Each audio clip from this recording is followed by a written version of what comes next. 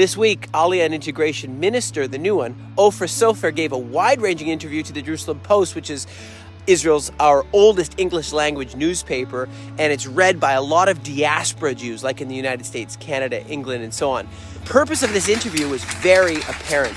Ofer Sofer was straightforwardly declaring his intention to focus on attracting and absorbing a lot more immigrants from Western countries, like the US, like France, and so on. Although he was quick to add at the end that I want to be the minister of Aliyah for all Jews from all countries, here, in his new position, and with this new governing coalition of religious Zionist party, he says, no, I want to welcome them. There's an assumption from new immigrants from financially established countries that somehow they don't need support, they don't need assistance. And he elaborates and says that is not true. The challenges of absorption from Western countries who have a very difficult time getting integrated, attached, acculturized. It's very, very hard. And in order to get them jobs and a life that can match the country in any way from where they came, there's a lot of personal, a lot of social issues. It could go down to the furniture that you don't have anymore, your oak furniture. He says, I believe that Olim from France and the US integrate better when they arrive and live in communities with immigrants from similar backgrounds. Easier when they have a support system, a network, a community of people from the same mindset, from the same country, who are going through the same things. He added that he'd especially like to attract the young Jewish immigrants because the younger person has more of a younger person has a major life change, and it's easier for him to be flexible in those younger years.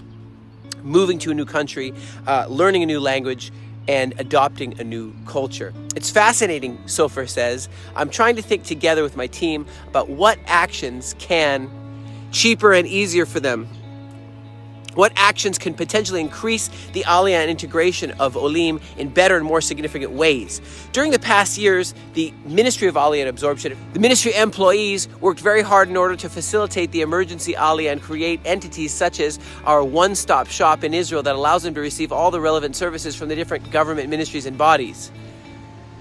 He also outlined his plans to encourage more Jewish teenagers to take advantage of the opportunities to spend a summer in Israel, learning Hebrew, interacting with Israeli teenagers. He also wanted to focus efforts on attracting professionals to make Aliyah, especially in the field of medicine. Israel needs about 2,000 new doctors every year, and we're far from even being close to fulfilling this amount that's needed, he said.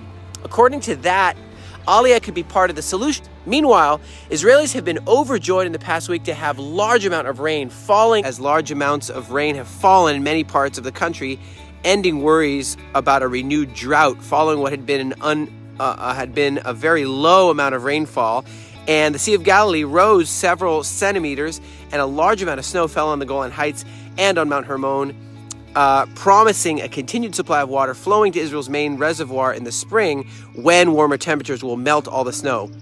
More good news came this week as several large purchases of Israeli goods and services were announced by governments and corporations in the US, Europe, India, even as far away as Japan, as well as Israel's new friends in the Persian Gulf and North Africa. The economy has taken some hits amid a global slowdown because of COVID, and now that that's over, there's a high demand for what Israelis produce. What we produce here in Israel is awesome. So what does all this mean?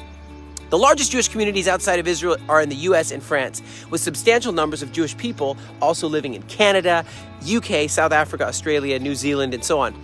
Under the circumstances, it makes an excellent case for the Israeli government to put a lot of direct effort and resources towards attracting and absorbing, integrating, and acculturizing these people as catalyzing them for others to be able to come as well. If they're successful, others will hear the word of mouth and come as well. And the government, they say, we're going to take these steps in the right direction to welcome these large numbers of potential new immigrants from Western countries and help them to be integrated properly.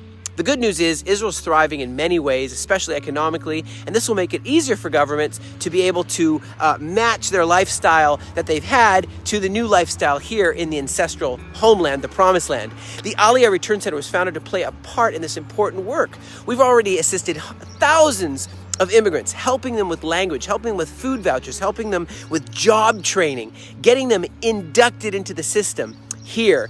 We know there's much work to do and a lot more effort is required in years and months ahead, and we're excited to dive into it, but we can't do it without you. So thank you for standing with us. Thank you for being part of Israel's story. Together, let's fulfill the promise of the Promised Land.